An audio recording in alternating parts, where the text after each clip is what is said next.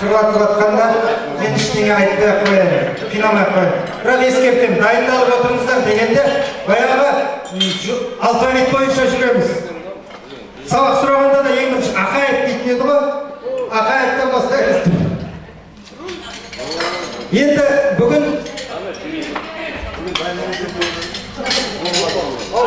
ертең оқып келер деген болмайды. Бүгін сұрақтың бәріне жауап бересіңдер. Енді мынау бірінші класста басталған бойда Байлекей тыныш отырыңыз, сабақтан шығарып жіберемін қазір. Жоқ, мен 4-ші класста келдім. Әлі сен жоқ екенсің ғой, онда неге келдің? Отыра тұр далада, басталған жоқ сен. 4-ші классқа көшкен жоқпыз әлі. Біз менің есімде басқаларын білмеймін, бірінші класста қазіргі кезде старосты дейді, баяғы біздің кезде класском дейтін. Класском Қорғанбаева болатын, е? Солай ма? Сосын тазалық деген болатын. Сәлім Құлбаева, Жанаева. Сәлімді түгендеу, қайда жүргенін білу, Нағыметке, Болатбекке, Әбдірәлинге. Не дейді ғой, ағайын ғой сен?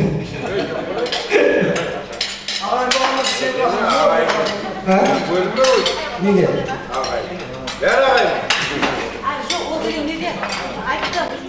Бүгін 1 сентябрь 66 жыл, 1966 жылдың 1 сентябрь деп есептеңіздер.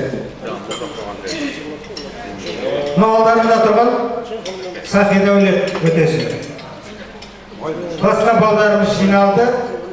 Кім бар, кім жоқ, кімнің фамилиясы, кімнің баласы, осыны түгендейміз. Енді ең басында бізде білесіңдер, бағана класском деген ол оқытушының жәрдемшісі болатын. Сосын бірінші күні балалар түгендейміз, соңғы мына тілмен айтқанда перекличка. Журналда қандай фамилиямен тұрған болса, ақаяттан бастап әрі қарай. Фамилиясын айтады, мен, жоқ болса, неге жоқ, оған өзі түсініктеме береді. Яғни, бірінші, біз А класс пен Б класс пен, бірінші кластың оқушыларын бүгін бірінші сабаққа келген балаларды таныстыру үшін алфавит бойынша. Осы кластың класскомы Алима Қорғанбаева. Ду ол жоба.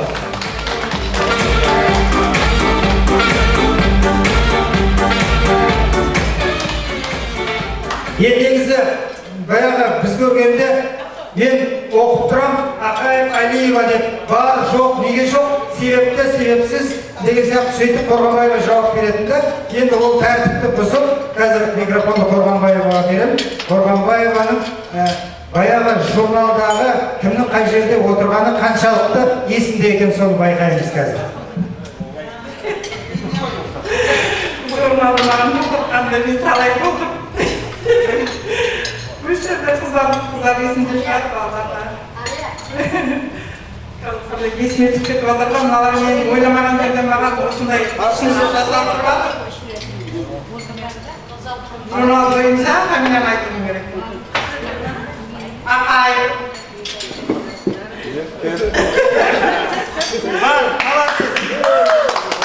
Алиева.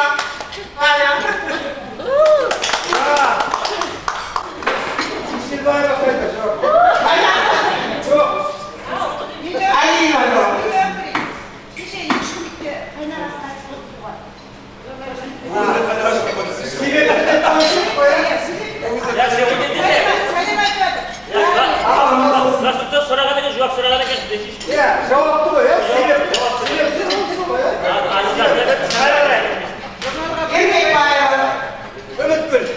Үміткүл. Кім жауап береді? Темірбай, қайдан? Темірбай білмейді. Неге білмейді? Бір жауап береді. Үміткүлдің осы маусым айында беті босанады. Оған куәгер бар. Сол себептен ол кісі мен дейді бармаймын дейді. Бәрі сәлем айтып, буквально осында келместен бұрын 10-15 минуттан бұрын звондады қоңырсаға. Үміткүл. Мен қыздарына сәлем айтып, көп жаңалық алып келді, камераға сөзге бәрін түсіріп келді. Арна неге камера алып келді, бар екен камераға Бірақ бәріміз көріп тұрсаңыз. Жоқ, себепті, керелер көбейлексін, бағалексін.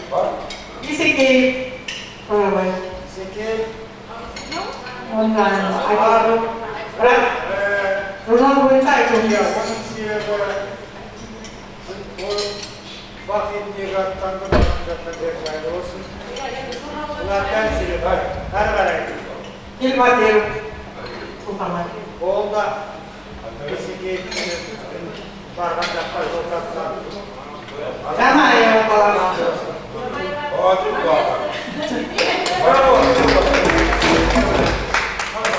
Alın dedi var. Asılcan. Asılcan. Bravo. Yes. Haydi gelin Muhammed. Bravo Mehmet.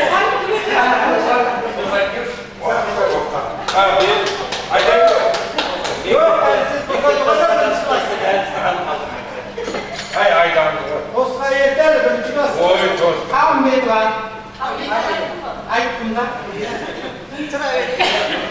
Hasan Bey var. Var, молодец, rahmet. Hadi mi? Eyvallah.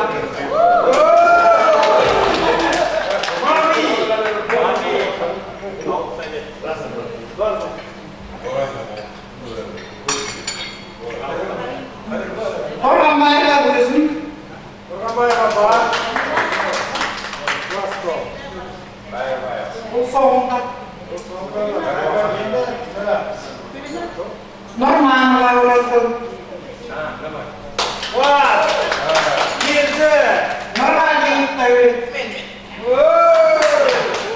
Atraksiyon var orası. Olsun. Kurban Bey, Pazar Bey. O kısmı gelmesine yapan halkın bakmış, dikkat yaşıyor. Kurban Bey, Pazar Bey. Azerbaycan da kim cevap verir? Azerbaycan Selim Aytman'ın başımızda özünden ең үлкен арқасы әл үстінде жатыр екен, сол үшін шыға алмаймын. Әділбай. Енді бас көтеремін менмін деді, сәлем айтпаймын деді. Қандағашта тұрады деді. Азербайжан бір жерде. Sabah Kasır Cemile. Bravo. Yes.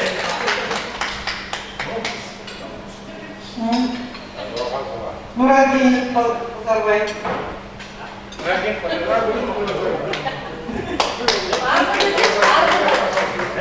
Asıl Pazar Bey. Tribün.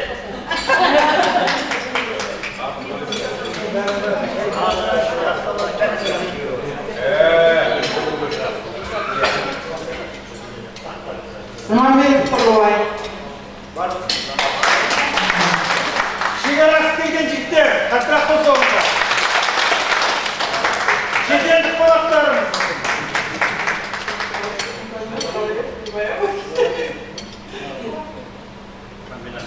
Abdir psikolog. Бағана бірінші айту керек. Yollar sürmeyi koyuyor. Güzelsindir. Hoş hayvana bak.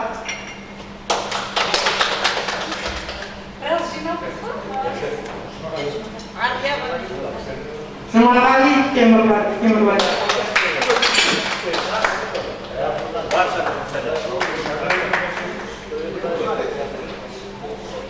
Әулеттері Ария.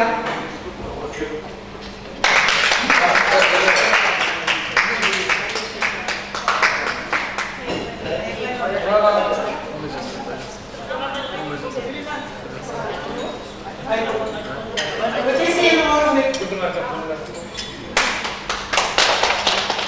Hayır bayram Arya. Ölüm ağam.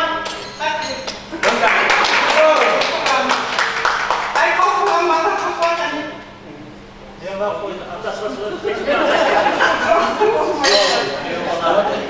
Yerden gel bana bas bas kurma.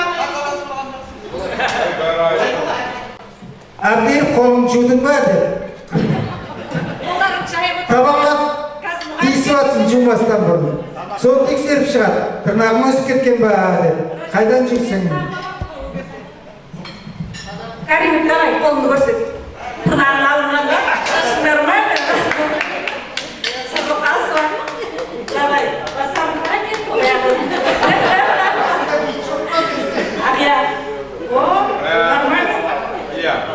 Фадеева. Себебі қазір деген ағайға деген не қыламыз, отчет тапсырамыз. Әбілжанова, о, рахмет.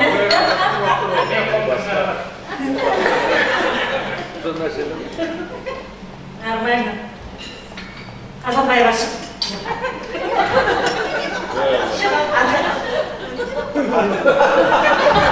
Оған кімге қазір?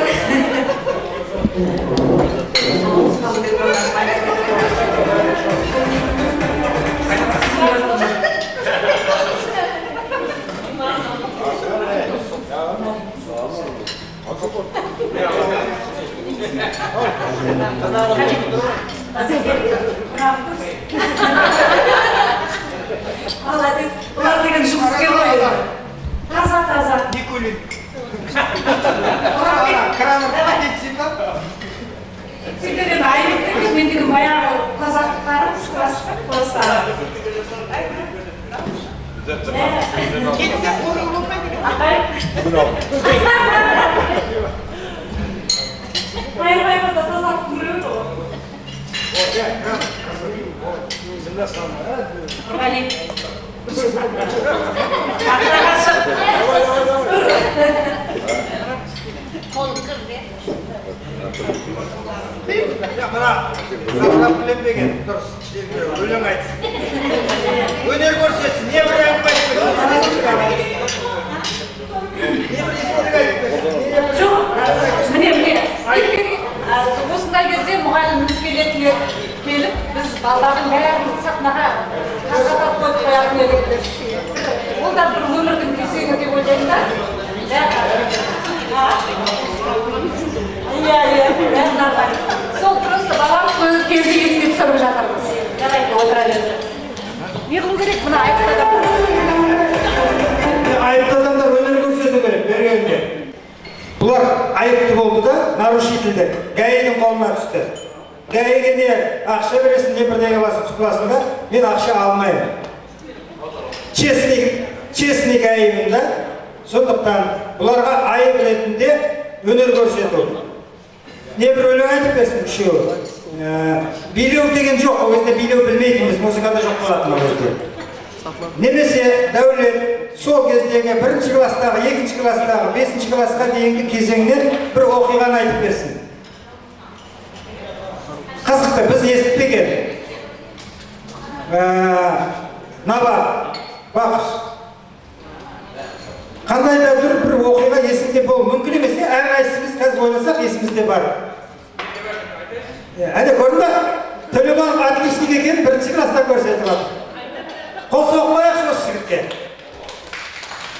Бұл бірінші класстан бастап 10-шы классқа дейін отличник универсал болған. Математикадан да 5, физикадан да 5, физкультурадан да 5, әннен де 5 бәрінен 5 болатын да? Сен тек қана физкультурадан 5-сің ғой, белгілі ғой. Тінші отырып саған сөз көрген жоқ та. Ұстырған өзі әңгіме айтады. Жаңа Дәулет екеуміздің басымыздан кешкеніміз бар бір. Бірінші классқа келдік, 6 жыл. Сөйтіп 3 күн ба, 4 күн ба оқыдық. Соғын 3-4 күннен кейін класстың есігі ашылды да ішке жаңа медра қойдық деп. Қолында жаңа уколдары бар, аптечкалар бар, кіріп ғой ішке. Есіктің алдында отыратынбыз анда жерде, Дәулет екеуміз. Дәулет маған деп қарады да, «Соған қашық» дейді да. Есік ашып, терезе ашық тұрып, екеуміз зыт тұрды да. Содан папкада қалған бізде прямо жаңа ауылдан біраз 3 километрге дейін. Мақтаның ішіне. Иә, мақтаның ішіне. Сонда Дәулеттен енді есімде шықта шығарып алдым да, бірінші класста. Есіңде бар ма еді? Есіңде бар ма?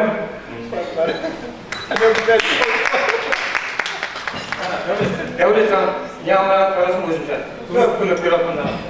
Үстірған өзі, көрдіңіз ба, 40-қа келсек дәл жәрдем жүрсіз. Үстірған бәрімізге баяғыда контрольне алатын болса, Үстірғанның артында отырып көшіріп алатын деп. Білмей атсақ Үстірған жәрдем десетін. Қазірдің өзінде Үстірған білмей атқан адамға жәрдем десіп жатыр. Бірақ Дәулет сен мәз болма, бұны мен құтылдым деп. Не өлең айтасың, не бірдеңе айтып бересің. Мен де өлең білмеймін ғой. Білмесең ойлан. Қазақ тілін Жоқ, кемпірің әлі туылған жоқ ол кезде, бірінші класста. Қайда қарайсың сен? Жоқ, Нават айтпайды, Дәулет. жаңағыдай естелік мақтадан қашқаныңды бірінші класстағы есімде қалған оқиға. Есімде жоқ. Кім есімде жоқ па? Так, рұқсат, қинамаймыз енді. Базарбай Набат туралы бірдеңе айтып келіп тұр ма? Набатты қолдап қуатлап Абаттың атына бір еске алатын бастауыш класста бір уақиғаны айтып жатырмыз. Отличниктер осындай ма? Бастауыш класста біздерді Ақжан апа. апа біздерді оқыды да. Сөйтіп бір 3-ші класста бір уақиғаны айтып берейін. Менің қасымда кішкене томпақ қара қыз отыратын аты Гүлай деген. Енді бір білгіш бір білмейтін оқушы отырады ғой енді.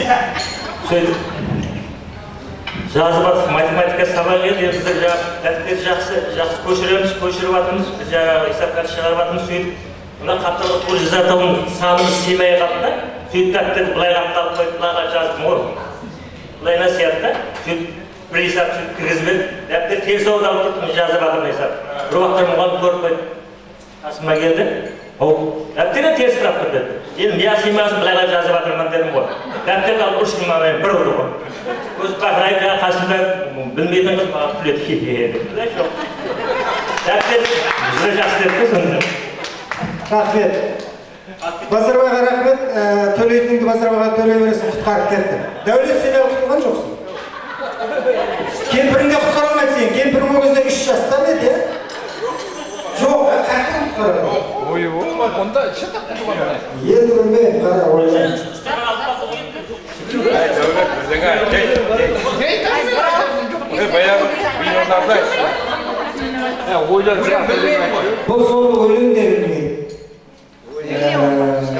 Билей де білмейді бұл. Қоншыққа адамның аяқ басын кетеді қасына. Дәулетті мен құтқарайыншы. аудан. Дәулетті мен құтқарып алайын. Құтқаруларға Оларың бар, адық бар. Жаберме төлейсің құтқарып берген адамға. Дәулетті мен құтқарып алайын. Дәулет 1-ші классқа келгенде, біз енді ең бірінші менің есімде қалғаны бір-екі күннен кейін анау общага сияқты бір неге оқыдық қой ең бірінші. Магазиннің алдында. Сол садиктің бір жағында сол жерде. Класста деген балдар толып кетті, сыймай жатырмыз. Сол кезде Назарбай мен Алима төбелесті бірінші. Екеуі де кәдімгі жолсып. Иә, Алима да бұл кезде здоровый мені ғой, кәдімгі толық, нелеу болды ғой, ірілеу болды. Екеуі ең бірінші класқа келмей жатып солай төбелескен. Енді Дәулеттің менің есімде қалған сол кезде, біз ол кезде фермағай жақта, баламыз білмейміз ғой, қайда келеміз. Дәулет анандай құрақ сүмкіл болады еді, мойнына асып алатын әже. Сосын арасында қолмайды өтсені әжем келіп енісіп кетіп жүрді. Жаңағы келекеннің арасында келіп шығып кетеді да мынау. Әжесіне еніп, содан жаңағыдай. Сосын мойнына анадай қолдан сұраған мынадай зорба сияқты не болады еді. Сондай көтеріп келеді. Сонымен менің есімде қалды да Дәулет. Болды ма? Құтқарылды ма? Мынау сұмдық естелігі. 66 жылдың 1 сентябрь күнгі оқиға. Қандай